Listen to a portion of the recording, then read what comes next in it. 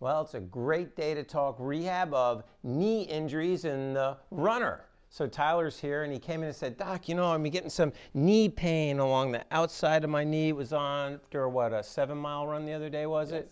Yeah, and this has kind of been lingering on and off for a little while. Since January. Since January, okay. So it's been 11 months. 11 months. So what did we find? We found that Tyler's left glute med isn't quite firing as much as his right. And we also found that he's landing really hard, okay? So we're going to work on reducing his ground reaction forces, but more importantly, we need to stabilize the hip to protect the knee. So how are we going to do that? First is going to be some side lying glute med exercises. So Tyler, let's have you lie on your right side.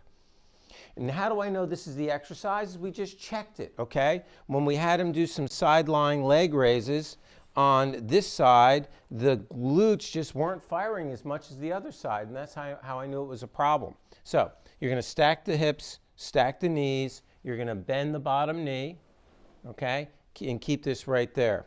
I'm going to use a CLX band for resistance because Tyler needs extra load. In the beginning, some people may just need body weight, but he needs extra load. So we're going to put the CLX band there.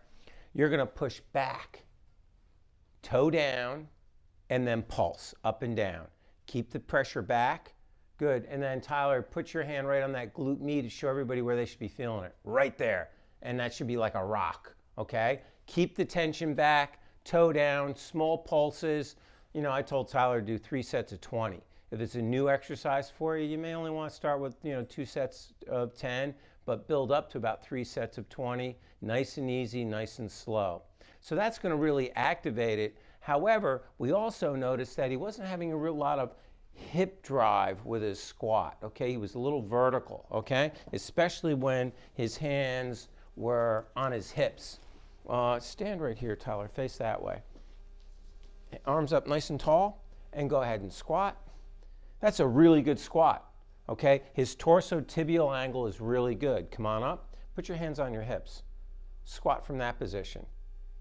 He breaks a little bit more from the hips when his hands are on the hips, all right? That's because he's not getting enough hip drive and the hip flexors are a little tight. Come on up. How are we going to fix that? Some Bulgarian split squats. Let's come to the edge of the table here.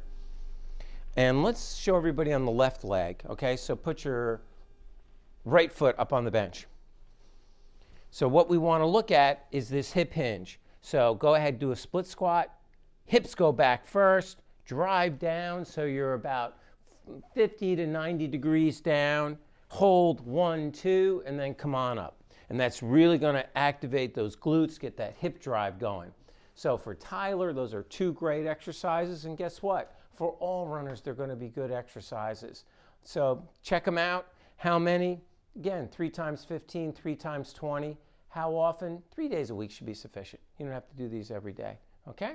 So let's do that, and then, we'll check it out in about 2 weeks. He's going to keep his training the same. We're just going to hold off on the speed work, okay? And the other thing that got him into trouble is he did a long, slow run.